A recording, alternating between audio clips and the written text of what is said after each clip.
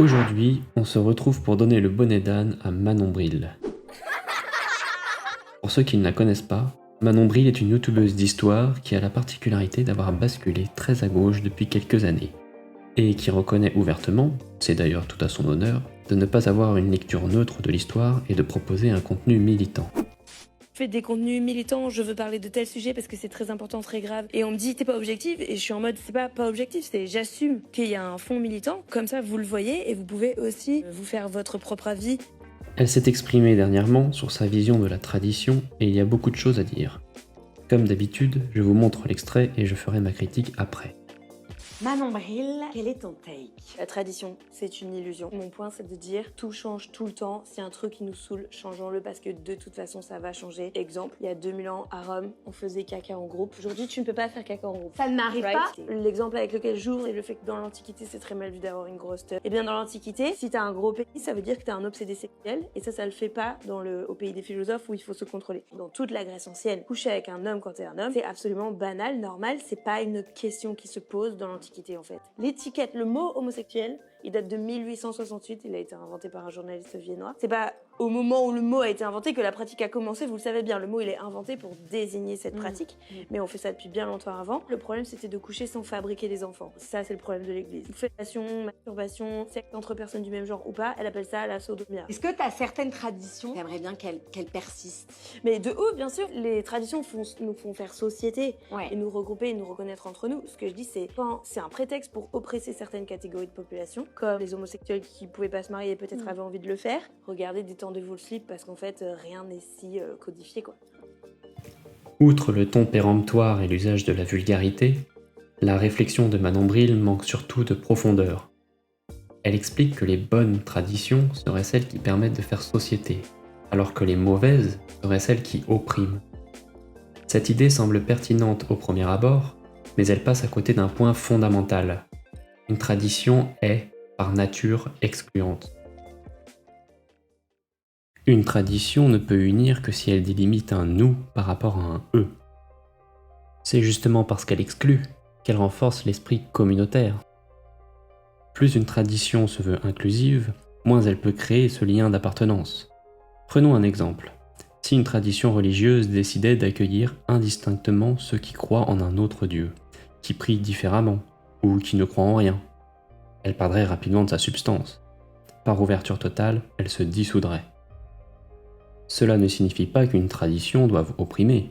On peut accepter une marge et lui accorder un respect sans pour autant la confondre avec la norme.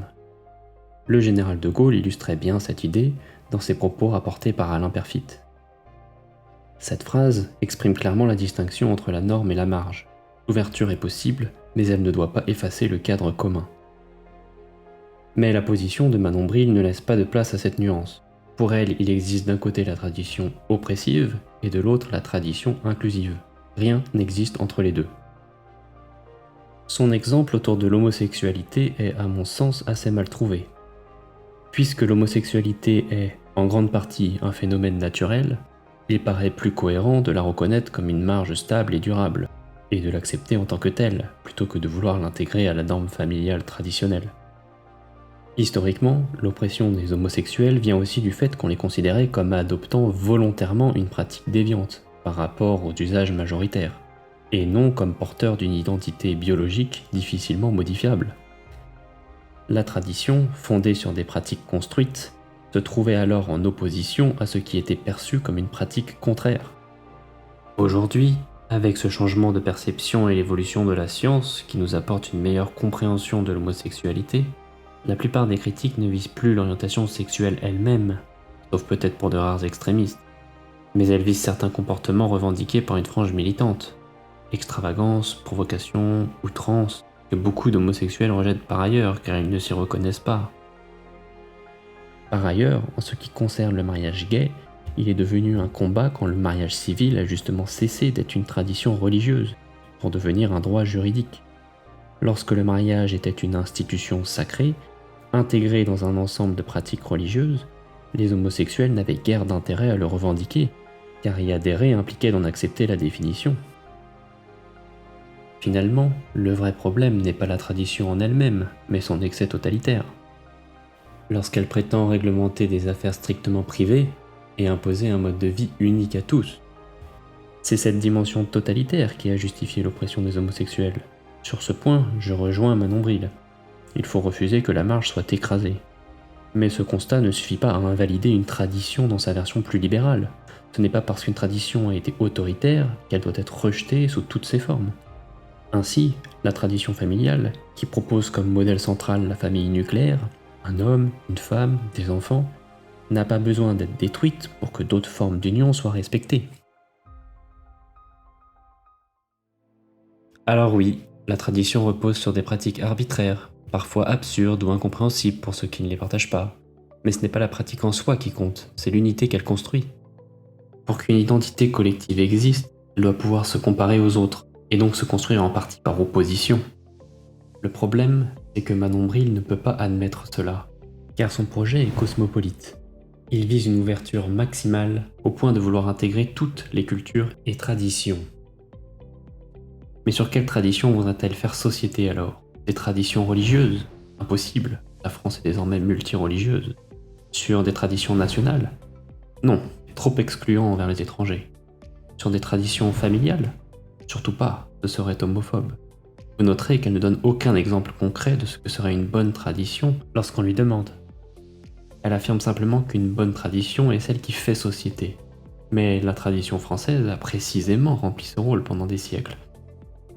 Si elle divise aujourd'hui aux yeux de Manon Bril, c'est parce qu'elle ne peut évidemment pas unir toutes les cultures simultanément. Son approche revient à chercher une tradition universelle, ce qui est une contradiction en soi. Aucune tradition ne peut inclure tout le monde. On finit alors par remplacer les traditions concrètes par des concepts abstraits, les droits de l'homme, le vivre ensemble, si larges qu'ils ne veulent plus rien dire et ne créent aucun lien réel. Cette vacuité ne peut mener qu'à deux issues. Un effacement identitaire des individus ou un repli multicommunautaire. C'est là le paradoxe.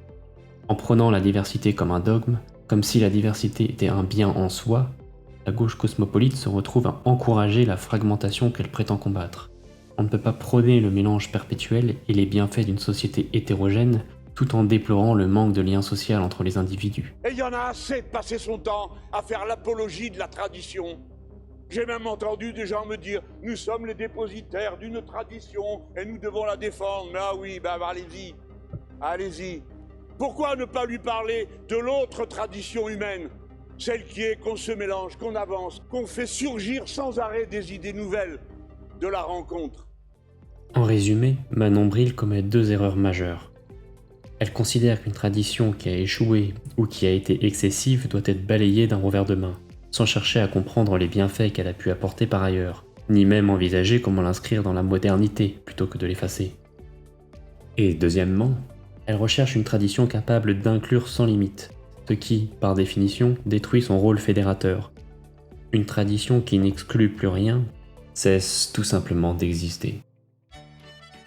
Merci d'être resté jusqu'au bout, n'hésitez pas à liker la vidéo, à commenter et à vous abonner pour me soutenir.